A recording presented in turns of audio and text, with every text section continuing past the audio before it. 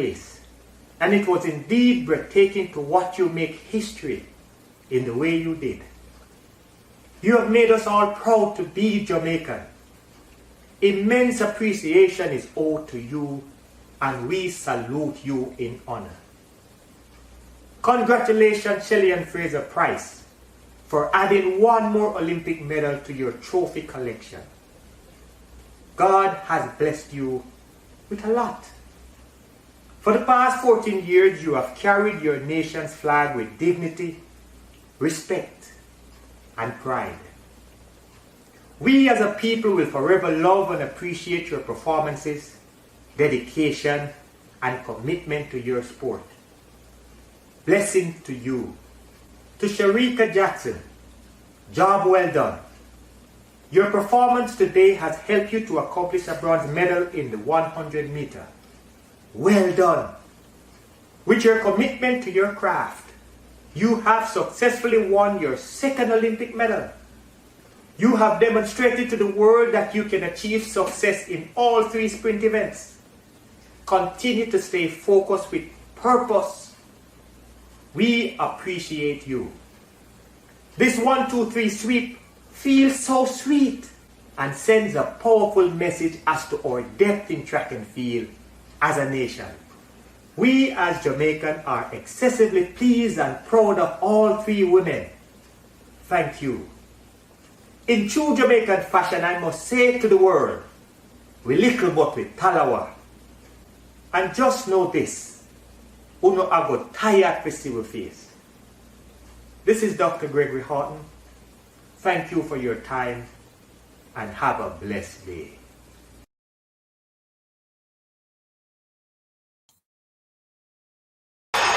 Here's the final lap, and Jamaica comes away with the lead. Bahamas in second. It's Dominican Republic third, and USA fourth. That's Davian Clarke for Jamaica. A lot of experience there.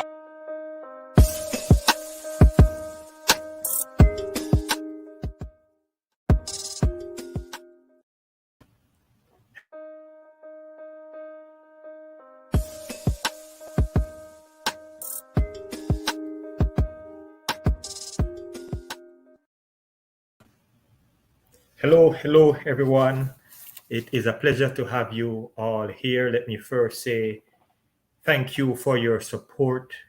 Thank you for everything that you guys have done. You guys have continued to subscribe to the channel, and that shows that the type of change that we are trying to make, that we are on the right path. Tonight, I will talk with somebody who is very special to me, very close to me. And I'm sure you too will be looking forward to hearing some of the things that he has to share. You know, the thing about track and field is that we as athletes, sometimes we have some great ideas and we have some great struggles that help us to be stronger as we grow. But we never got a chance to share some of these struggles so people can relate to it, because most of the time we are all going through our own little struggles. And this is the reason people look towards athletes for a certain level of motivation, because they feel that if we are able to overcome some of the challenges that we were faced with, then they can pull some strength from us. But before I go into all of the discussion tonight, I just want to take a little bit of moment, a time to share a little bit about who I am, because I know we have some new listeners. They hear the videos, but they really don't know a whole lot about me. And I know we also have some young people coming on the channel and they don't know much about who I am. But I am Dr. Gregory Horton. I am a 3-time Olympic medalist, a world champion in track and field. And I competed for Jamaica at the international level from 1991 to 2004. And during that time, I was fortunate enough to have won 17 world or major championship medals.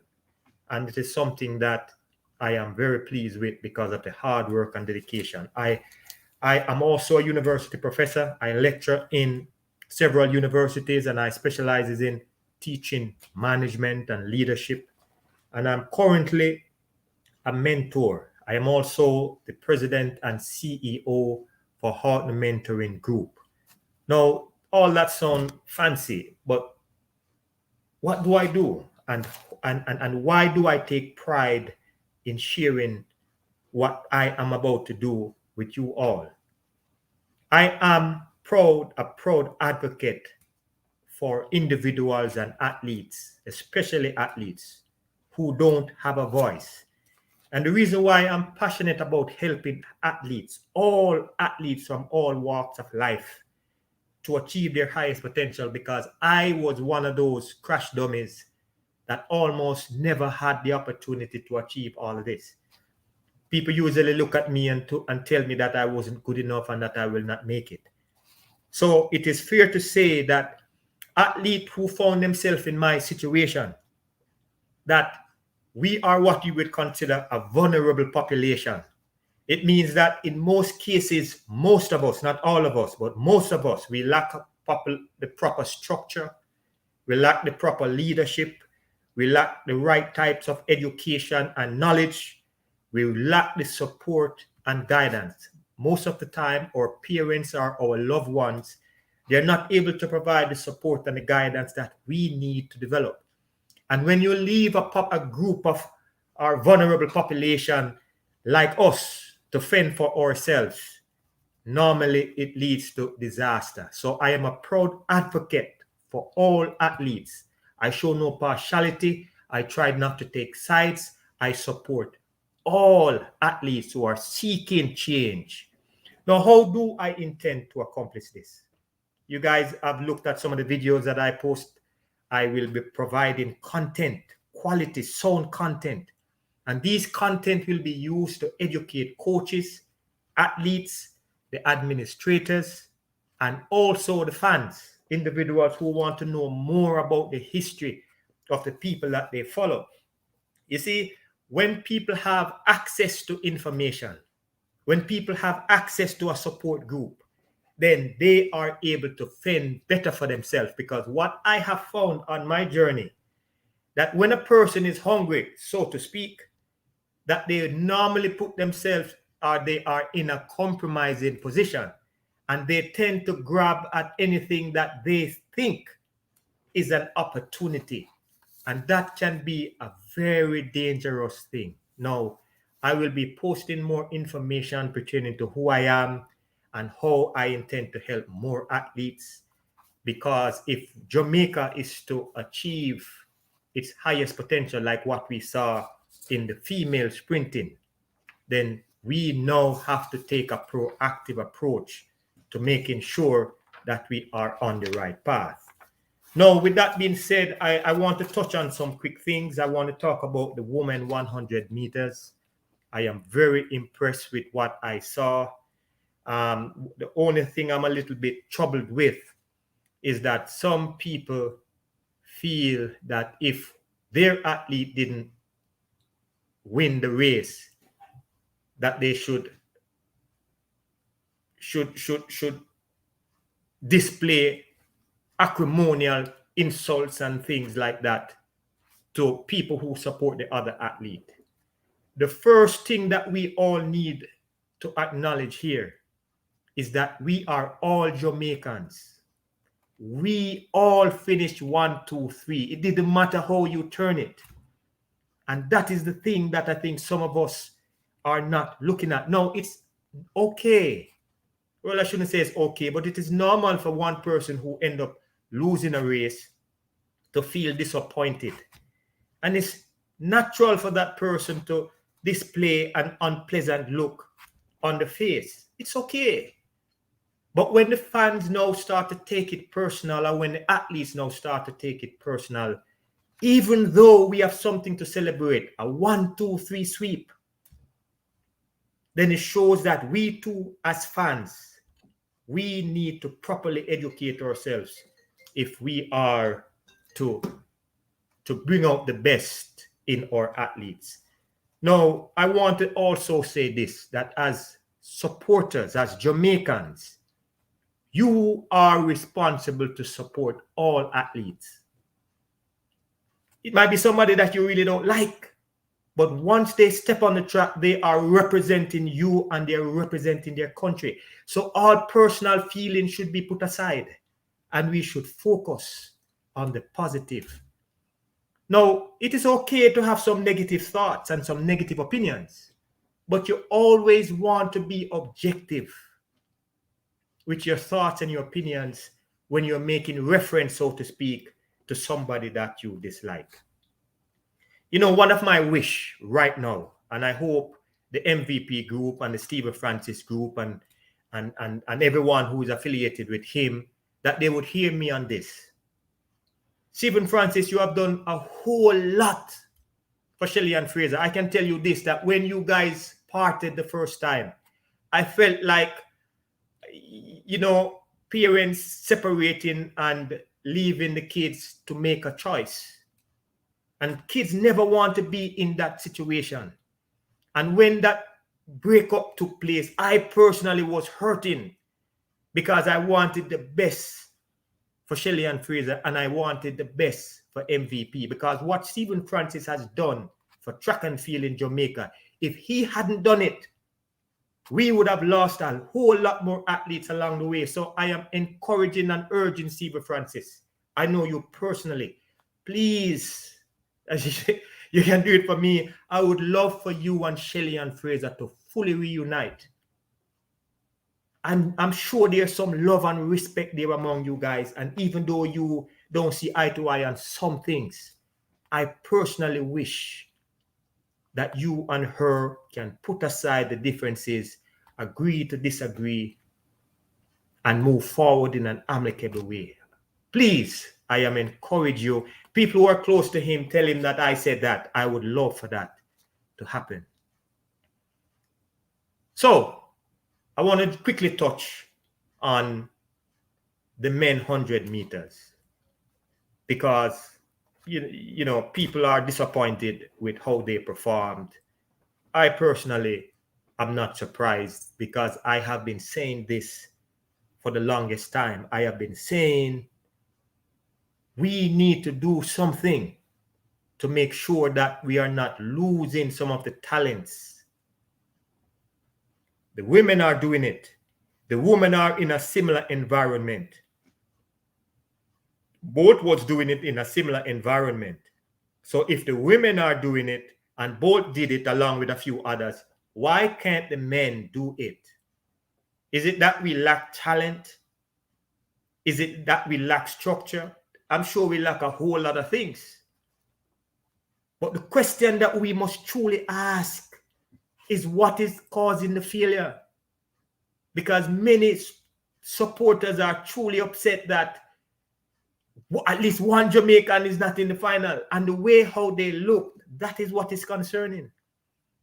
I'm not going to beat up on them today. I want to encourage them. I am hoping that they would go back and listen to some of the things that Raymond Stewart said. Because the things that Raymond Stewart said last week about how these athletes, sprinters can get better, it is something that I would encourage for them to seek.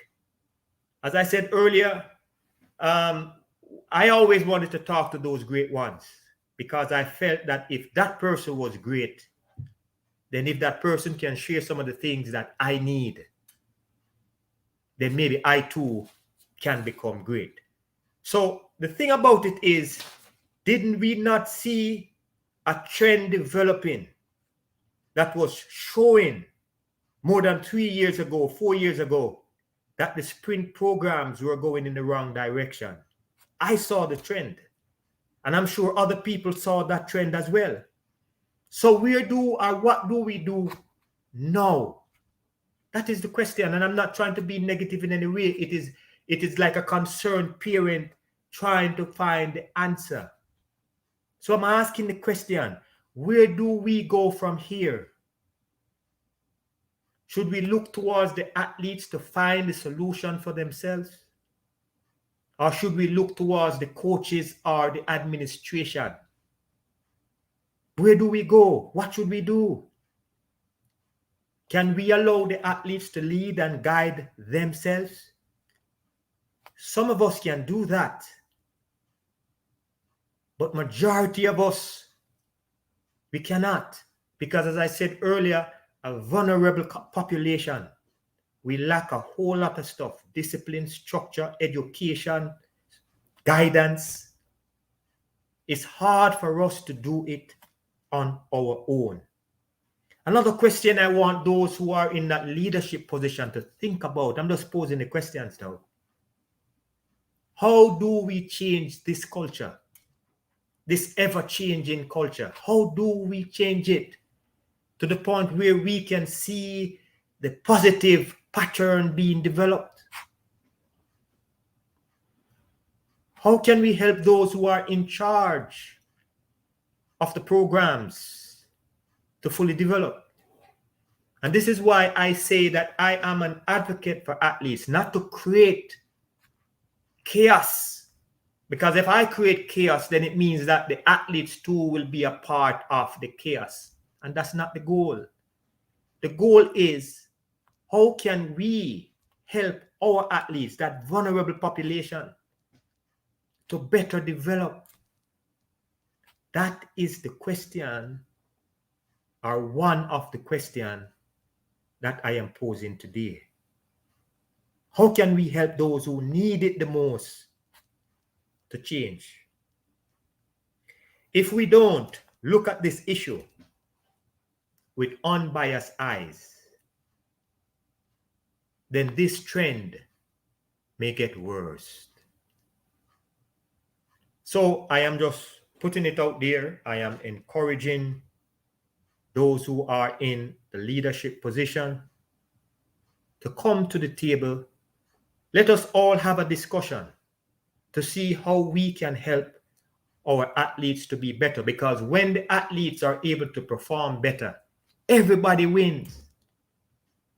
The coaches win, the athletes win, the managers win, the federations win, the fans, they win as well. And that's what I want to see.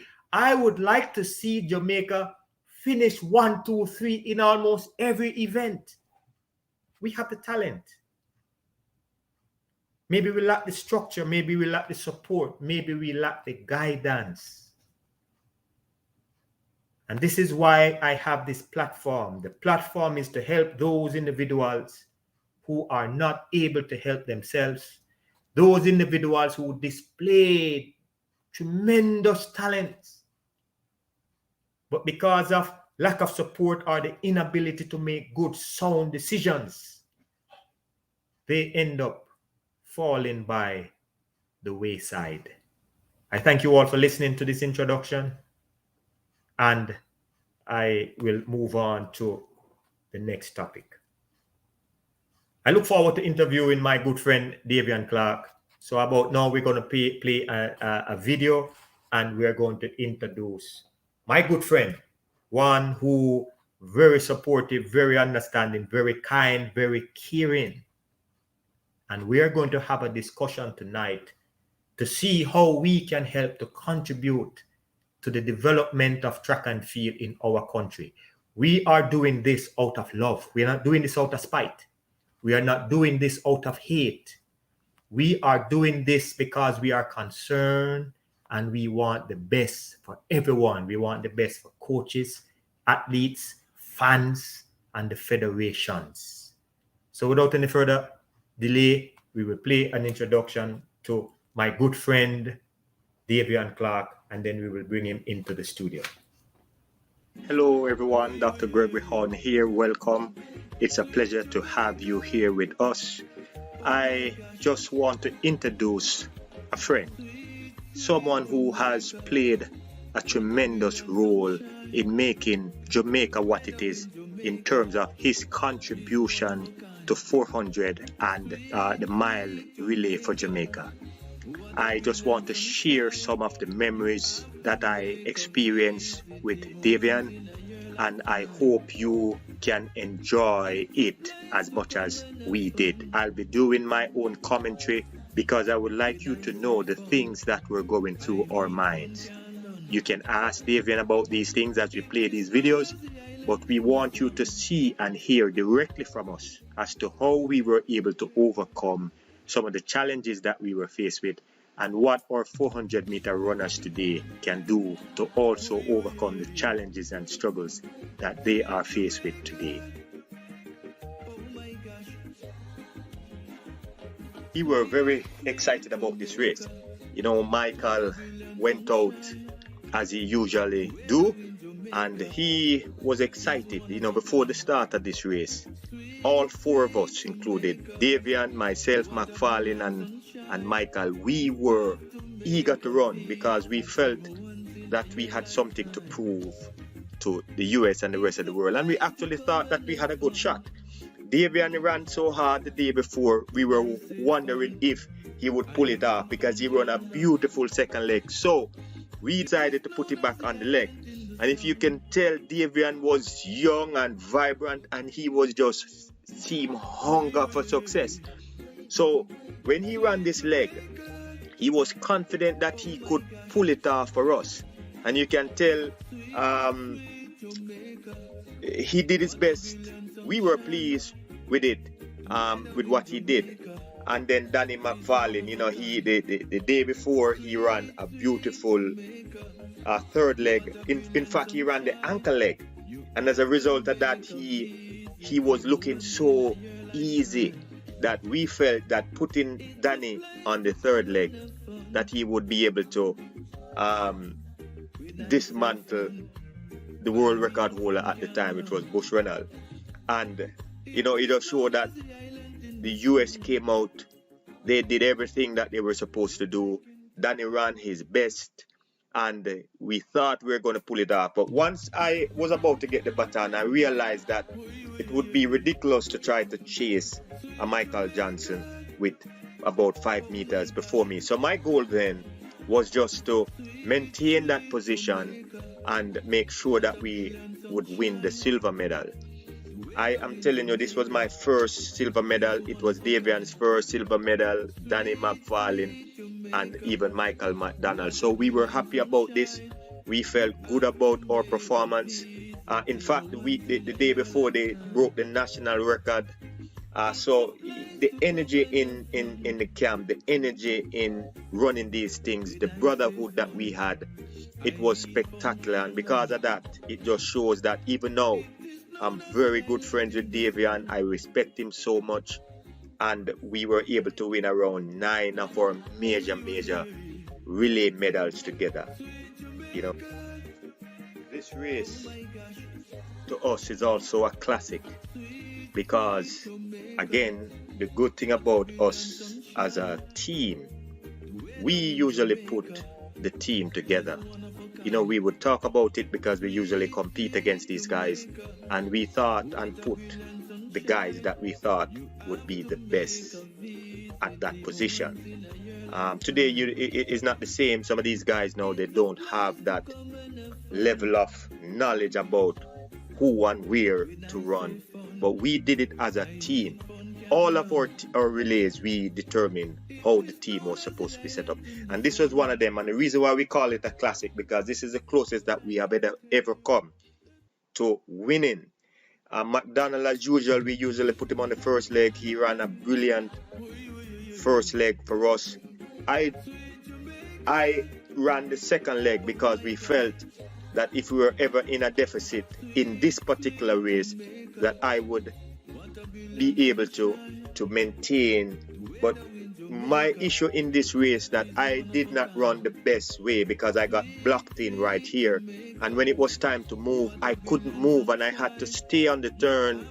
You see Roger Black over there blocked me in. I couldn't move, and I had to wait until I was on the turn to swing wide, and by the time it was too late because Pettigrew already had the momentum and it had break my stride length, so I wasn't able to, and that was my mistake. This is one of the few times I made a mistake like this.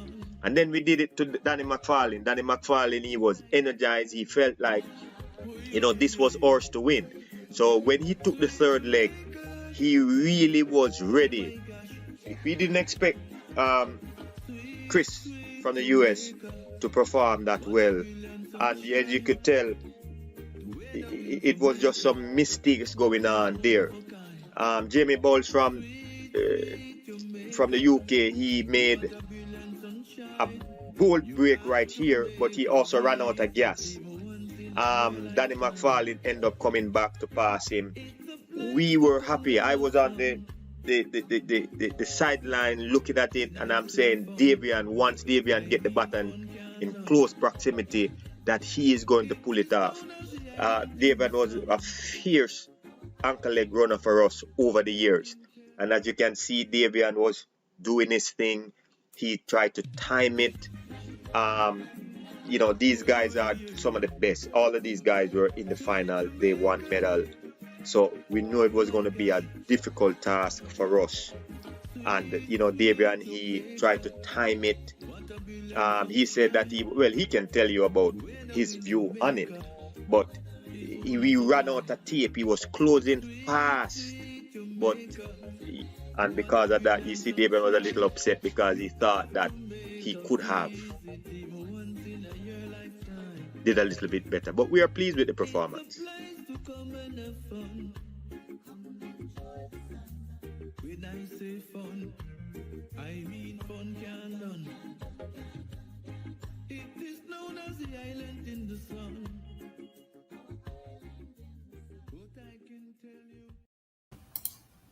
Hello, my good friend Davian Clarke. How are you, sir? You're mute. Hello, I'm good. Thank you for having me. Yes, were you tuning into that good old days when we were competing? You saw that? Yeah. Oh man, those are great videos. These people don't know that YouTube wasn't around back then, so we didn't have access to some of these videos until months after. So we relive all these memories from what people told us. So we didn't get a chance to review. So we're reviewing 24 years after or something. Well, we're giving thanks that we have it. But Davian, why do you think that even though we used to compete against each other year after year, we all remain close while we were running and even after we finished? What was it? I think things have changed, times have changed, and well, the biggest problem is you hit on a few. The biggest one is communication. Most of these athletes don't have personal contact with each other. They're in contact with each other over social media, but social media is still not. You follow somebody on social media, but that doesn't mean that you have any kind of connection. So they don't talk. I remember being at University of Miami and talking to you about training at George Mason and talking to the guys at Oklahoma about what they're doing at Oklahoma as well, their handoffs and how well things were going. So we had great communication, which is, like you said, the key. And we had one of the best coaches for us and our temperament at the time with Fitz Coleman being the relay coach for the 4x4 during the time when we were competing. And his temperament matched our youth. And so we were able to communicate. He was able to understand us, and we were able to get a lot of stuff done because of that. Most of the other Jamaican team coaches didn't want to deal with us because they said we were rebels. And look at you now, you're a doctor. When you talk about Coach Coleman, he just called me while we were going through this process, and I wasn't able to talk to him. So I just text him and tell him that I'll try to talk with him right after this program. Yes. But it goes to show that even though we used to compete against each other, we weren't selfish. We were sharing the information back and forth to each other. And when we saw each other at the meet, we usually, happy to see each other. I can say this to Davian, or to everybody else. You were the person that I feared the most, because you used to take things so simple. It's like you just don't know if David is going to come and run today. But you always had that game face in terms of, hey, I'm not ready today. And then that's the time you're most ready. But at the end of the day, we were friends. I was upset when you beat me. I'm sure I don't know how you feel. I never really asked you, but I was upset for a short period of time. But it was never to the point where I just saw you and ignored you and just don't want to have a conversation. Yeah, and back to what you said, we're gonna jump ahead a little, but back what you said about all the Jamaican community who are supporting all the Jamaican athletes, how they probably saw what happened with Shelly and saw her face and said, well, Shelly looked like she's not happy that Elaine won. Every time you cross the line first, I used to look at you the same way. I said, man, I can't believe this guy pulled it off again. How does he do it? But now looking back at your career and seeing how successful you were, I don't even know how I was able to beat you, because you're one of the most successful Jamaican quarter milers since Herb McKinley and Bert Cameron. And the fact that I was able even to be in the same vicinity, now looking back at it, I can say it was great for me, and it was a great experience. But I didn't have anybody that was involved in track and field. As a matter of fact, 95, that world championship, we won the silver medal. I wasn't planning on going to the Jamaica trials. After I ran at the NCAA meet, I was looking forward to going home to Jamaica and spend some time with my grandmother that I hadn't seen in years. And so, in months. And so when the president of the J3 called me and said, hey, we're sending you a ticket. We want you to run at the trial because you're the third fastest Jamaican. I was like, man, you're killing my summer vacation. I'm supposed to be on the beach, And after that, 95, I never had a summer off. I ran every world championship. I was just out there working, but it was something that I'd much prefer to be representing Jamaica than sitting on the beach. But you can see the passion, like you said, when I crossed the line in the 4x4 in 97, I was disappointed.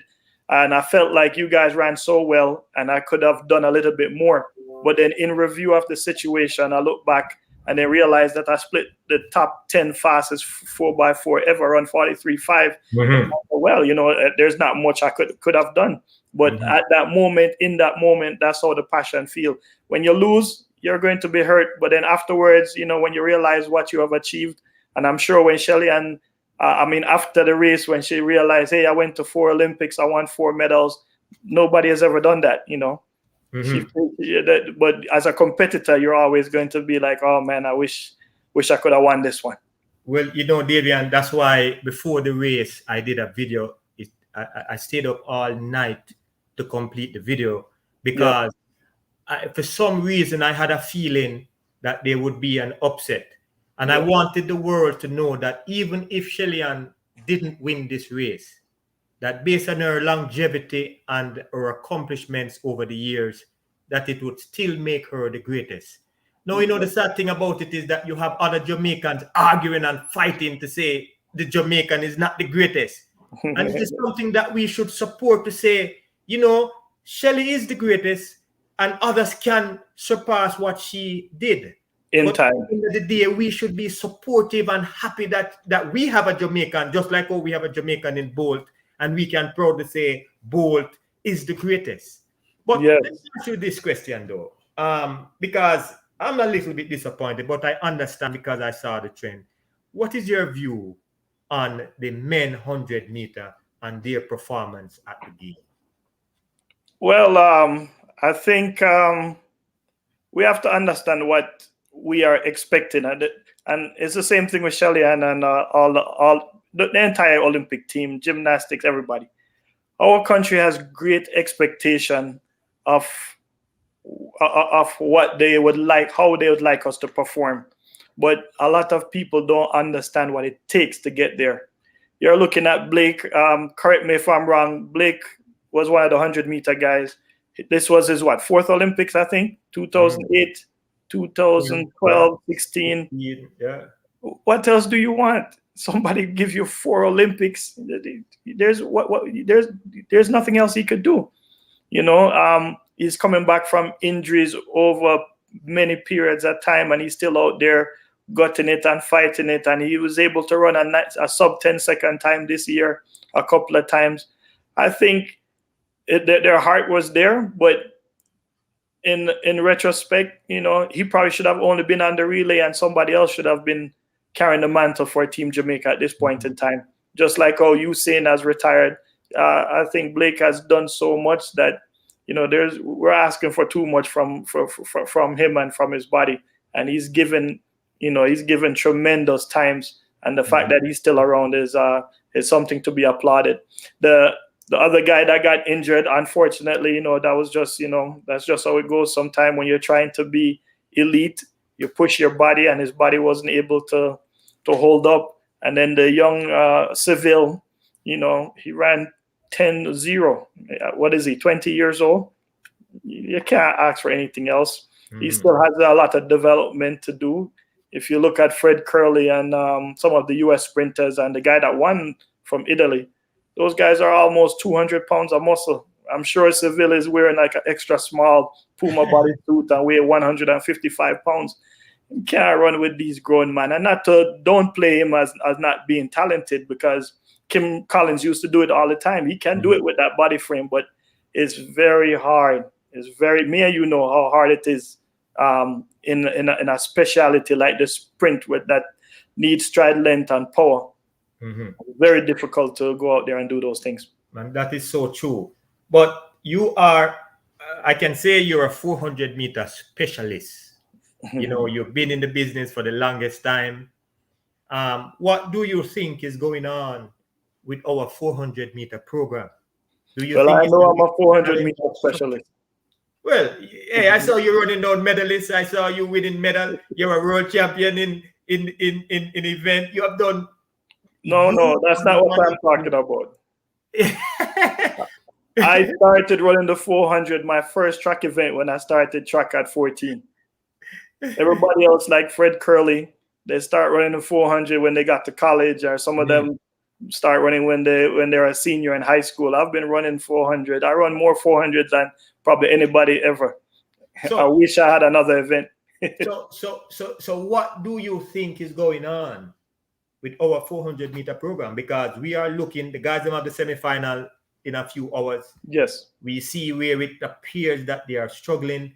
You're a KC guy. Akeem Bloomfield is a KC guy. I'm sure you reach out to him from time to time. What do you think is going on? Because when I look at the times that these guys are running, they're running faster time than us, yet we are more successful than them in every area.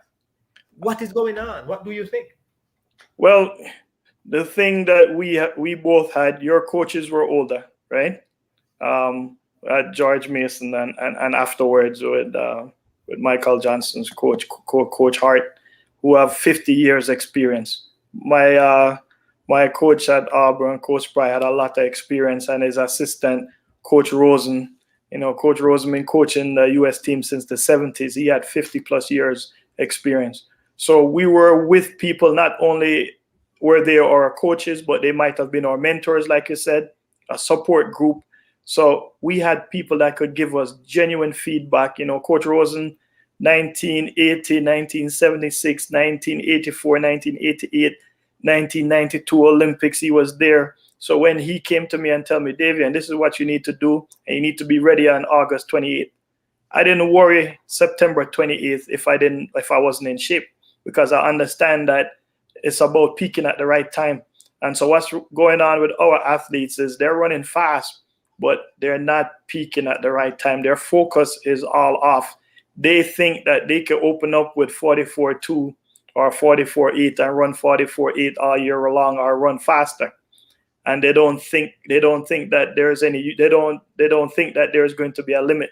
And then some of them train the whole time, don't race, and then open up and expect a fast times, which me and there's no way you can be an athlete that going to train all year and your first race going to be a world record or super fast.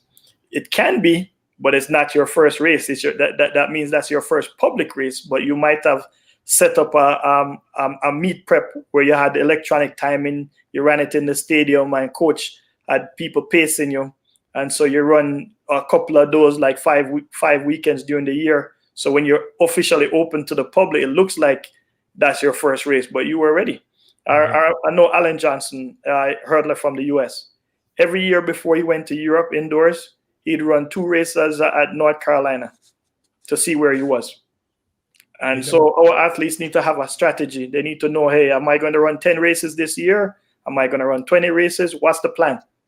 I was very at that, Davian. That was one of my strengths. I usually come out and people think, oh, he's running his first race, and I would run 44s, and then you think I would be dead the next few weeks, but I used to pace myself the right way. Yes. Because, I had the knowledge. I knew that it is knowledge that would make me better. And I didn't have all the knowledge. I was a seeker of knowledge. Yes. But I too find that even some of these younger guys with the talent, the Bloomfield, the Nathan Allen, and you know them because you interact with them. I even try to reach out to them out of concern because I realize that they lack the knowledge and they lack a certain type of leadership that would help them to garner or harness the potential and develop it.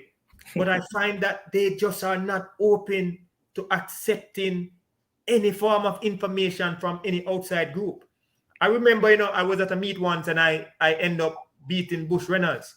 And at the end of the race, I went over to him and I was asking him, hey, Mr. Reynolds, could you give me some advice? And he was looking at me like I'm crazy, like, you just beat me in this race. How can you come to me and ask me for advice? Yes. That was the type of spirit that I had. Yes. I wanted to genuinely learn, and I felt like I was willing to learn from the people who were there, been there, and done that. You're a KC man. Here's my question. You're a KC man.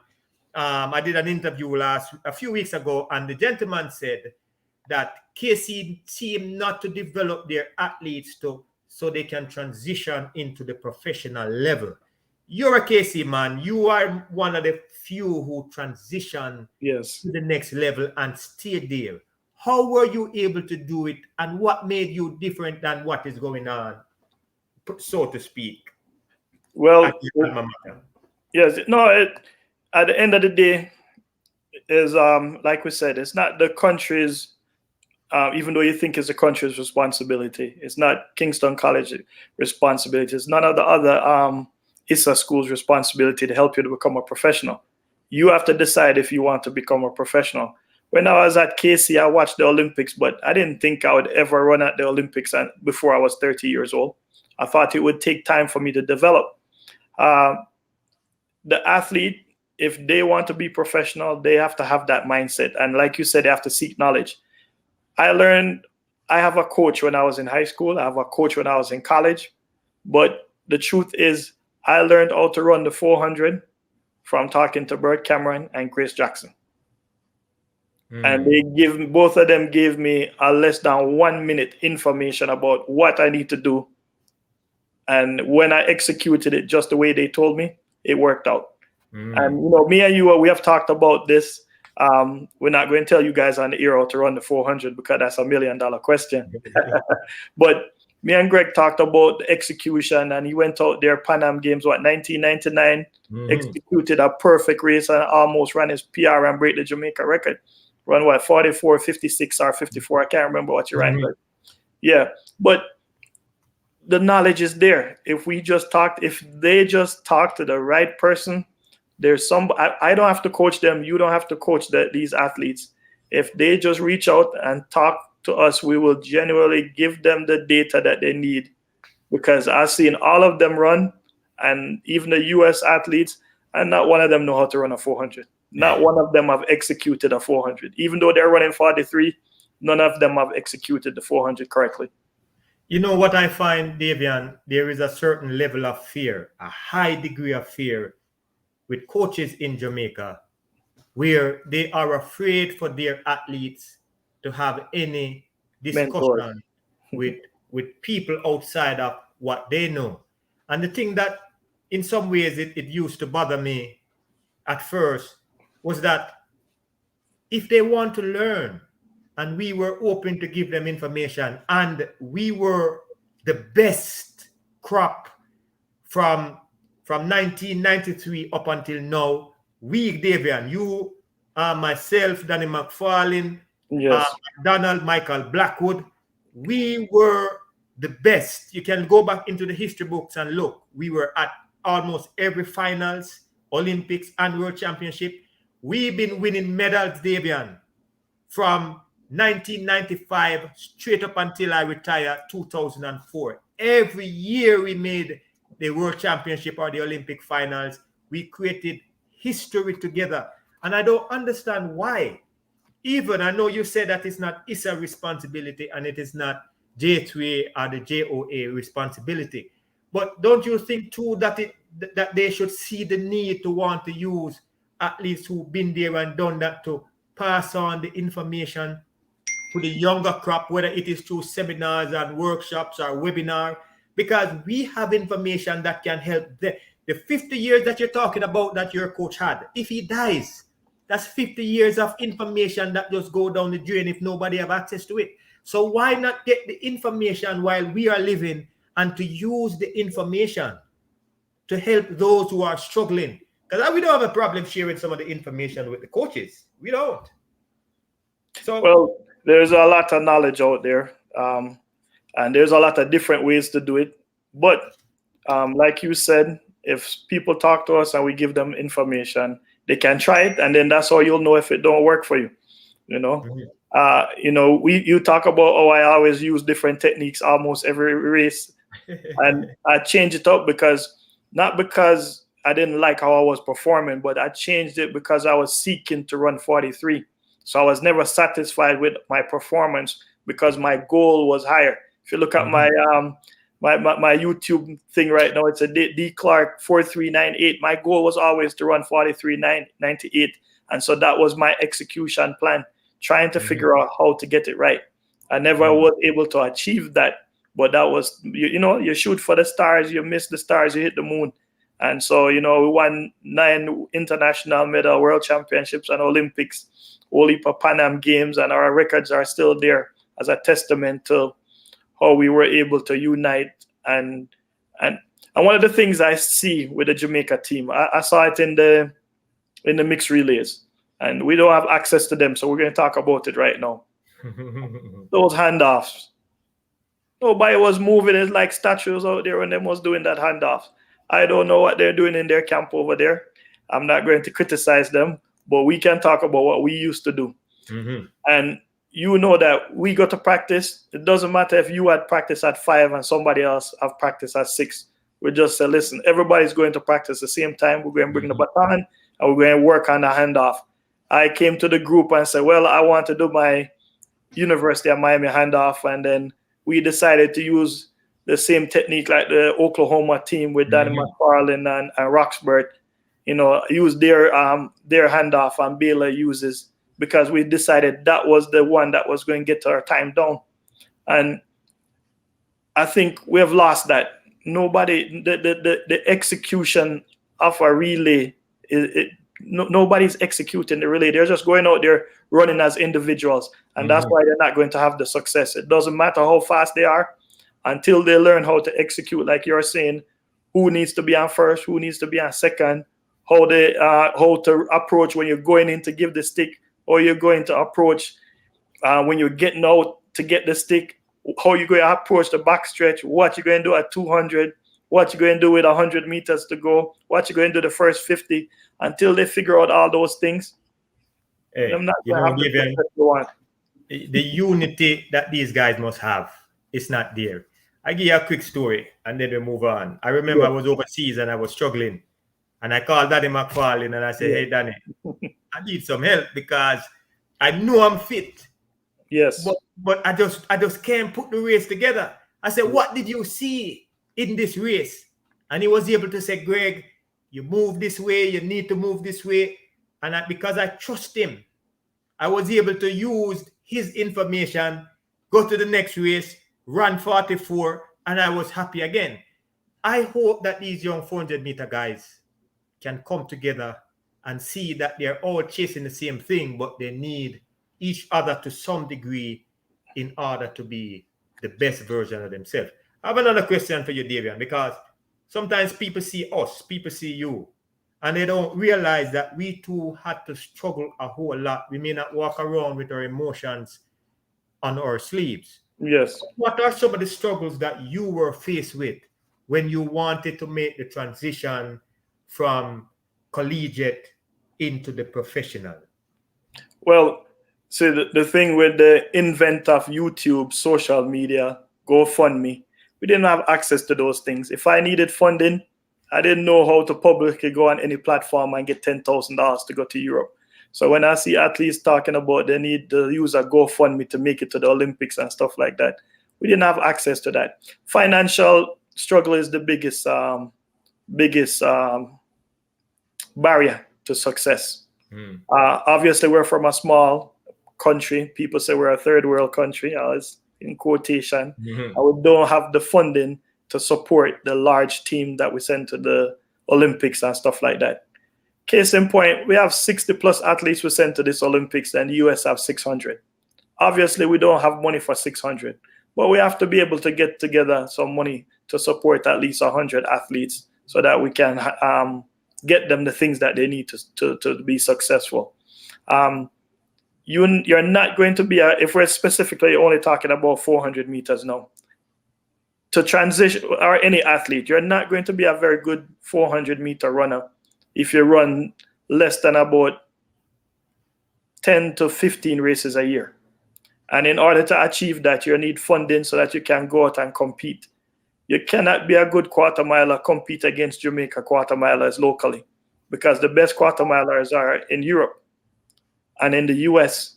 So if you don't have the funding to do those things, to compete against the best, you'll never have the success that you want. The world record holder from South Africa, he don't have anybody to run with in South Africa.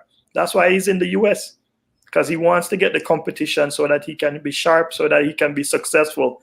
Both of us, me and you, we left Jamaica because we dominated the local 400 scene. By the time we graduated from high school, we were both running close to 45 seconds. And so there was nobody there that could compete with us. So how would we get better in Jamaica? And I'm not proposing that people leave Jamaica. I'm just saying that they need more competition to get themselves to where they need to be. So if that's the case then, because I personally believe that if the solution is to be implemented, you cannot sit by and wait for the athletes to come up with the solution. Yes. You cannot sit by and wait for the coaches. Stephen Francis came up with some solution. Brilliant. Because he changed the way how people invest in athletes, but it is not his responsibility or his club responsibility to go save the entire Jamaica. So the question then is, what can our federation do to help these athletes to develop so they can make the transition from the high school into the professional? Because if it takes funding and the athlete, as I talk about the vulnerable population, where they lack these things, the only person group or entity that need to step up is the federations, because we know that there are funding from the IOC and other outside entities that are willing to invest, but they have to come to the table with the program to say, these are the people that we identify, because that's what Stephen Francis does. He identifies the talent, and then he recruit the talent, then he nurture the talent. But we can't wait for the talent to just nurture itself. So what can the federation do to help these athletes to make a better transition? Well, I think they have some support, but obviously the support is not enough, because if you look at it, if a couple of years ago, 2014, we had 30 guys running under 10-2. How many of those guys were able to transition to be in the Olympics now? None of the guys that are here were running in 2014. I don't think Blake was ahead, but none of those was in that class coming from high school. So we lost all of those 30 people, disappeared. And so I think identifying the talent, but keeping that talent on the books for 6 to 8 years so that we can get use out of them, because it's a waste now that we are starting over and throwing, using young Seville as an example. I think it's a waste for sending him out there to compete against these guys when we have 26-year-olds and 28-year-old guys who were running 10-2s in 2014 that should have been able to step up and take that mantle. But what happened is the support that Usain got for those 6 years until he was able to transition through all those injuries and win the gold in 2008. We need the same concept and some sort of support for 4 years, 3 years, whatever the timeline might be. But it cannot be 1 year and it cannot be 2. It has to be for an extended period of time, so you can give a young athlete a chance for them to develop and grow, and so that they're mature enough to be able to handle it. You see, Davian, nobody really wants to talk about that 6 years with Yes. Usain Bolt and the level of investment that was taking place man. for him. Because trust me, I was there. I saw what was going on with him. I saw that he had housing and he had food and he had transportation and he had everything else. This is why I say that a few of us will make it, yes, but majority of us will have to fend for ourselves. And I feel that we need to give those with the talent and opportunity a fair opportunity to make it. And I know that there are a lot of funding out there from the IOC, but it comes back where they all need to sit around the table and see what it is going to take. And they can't be selfish with the money, because sometimes when they get the money, they want to distribute the money according to what they see fit, and there are no transparency as to how these things are to be, where we as individuals who are a part of the program can see and support. We only have 5 more minutes to go, Davian, and I want to ask a little bit of question pertaining to the 400. Yes. We have 2 individuals in the semifinals. It's good because most people didn't expect them to at least make it through the first round. Yeah. I know a lot of people have high hopes for Christopher Taylor. Yes. You know, a lot of pressure. it is a pressure if you don't have the right support group. But how do you see these guys making it through to the next round? I think Christopher Taylor has the easiest of the semifinals. Yes. That's my opinion. So maybe if he run a 44 something, he might make it through, because his semifinal is not as challenging as the first one and the third one. Yes. But how do you see our 2 400-meter guys performing tomorrow morning? Well, you know, they're coming from a long way. Demish said that he hadn't run, you know, before this year, 2021. He was out for a while with injuries. So he feels like he's just overcame his injury and he's still trying to get into his rhythm. And so he lacks race rhythm. And so it's going to be a hit or miss if he is able to get out of this 45.5, 45.3 funk and get back to his 44.4, 44.6 zone that he's been competing throughout his career. And so that's going to be confidence right there. If he doesn't have the confidence, that's what's going to hold him back, because we know he can do it. Physically, he's ready, but he has to have the confidence to risk it. And if he goes out and risk it today, I think he'll do well.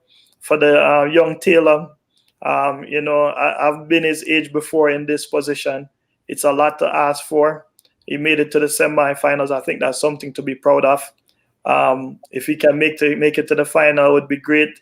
44.7, I think it's going to take a little bit faster because these guys are seasoned performers that he's running against. I think it might take like a 44.6. So he'll have to run out of his element as well. Based on how he ran indoor, he ran some 45 seconds indoor. I think he's definitely has the ability to do it. He just has to risk it and just run with heart all the way in. But like you said, the support staff is going to be the Olympics. You know, is your mental state that you're in, and how your support staff is able to guide you through meals, massage, rest, and getting you to warm up properly. I hear that it's 100 degrees on the track, so you know you have to change all your warm up because of how hot it is. You know, you might not want to jog, you might want to only do strides only. And if that wasn't part of your warm up routine, that would be a change. Like for myself, when I used to go to all my meets before the Olympics, I always jog for my warm up. But when I get to the Olympics, I change my warm up and do more dynamics type stuff. So I know they have elite coaching. So I'm assuming that's the type of technique that they're going to execute. So just the way they eat and prepare is before the race is going to make the difference. You know, one of the things I find with some of these younger athletes, because I watch their races And I realized that when it comes to execution and the strategy implementation, that it is not there. They're all over the place. Now, the thing about the 400 meter is, it's not like the sprint, 10 seconds and it's over with.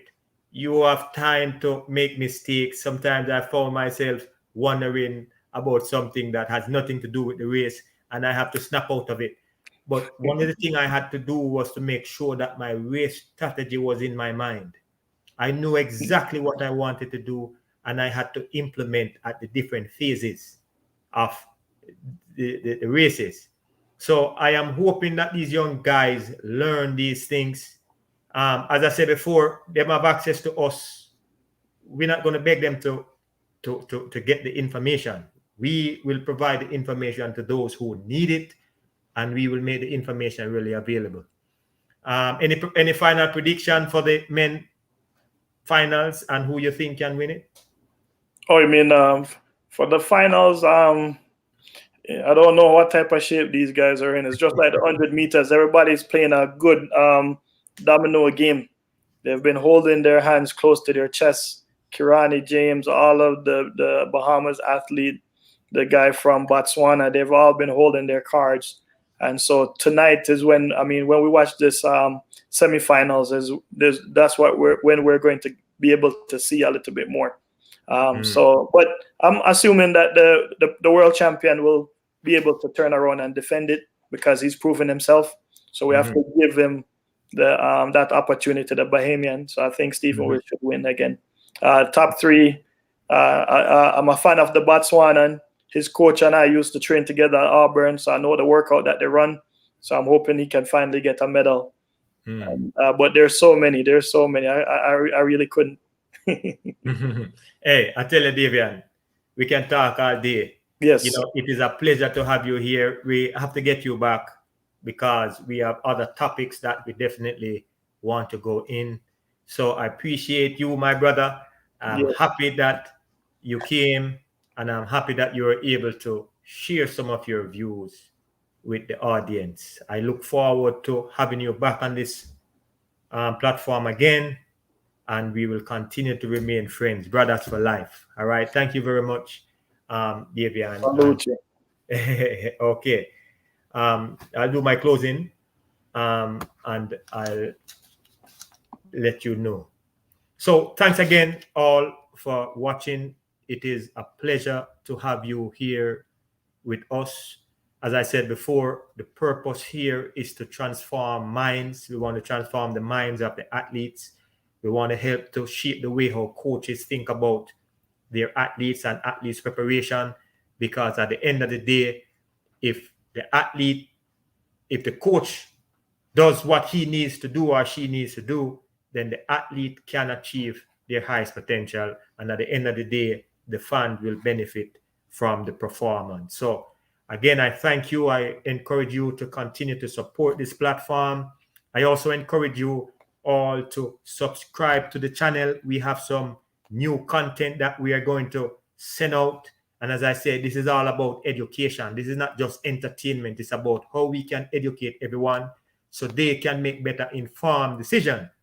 Because when you don't make informed decision, it means that you're living your life blindly. And when you live your life blindly, chances are you will make mistakes. Thanks again all for watching.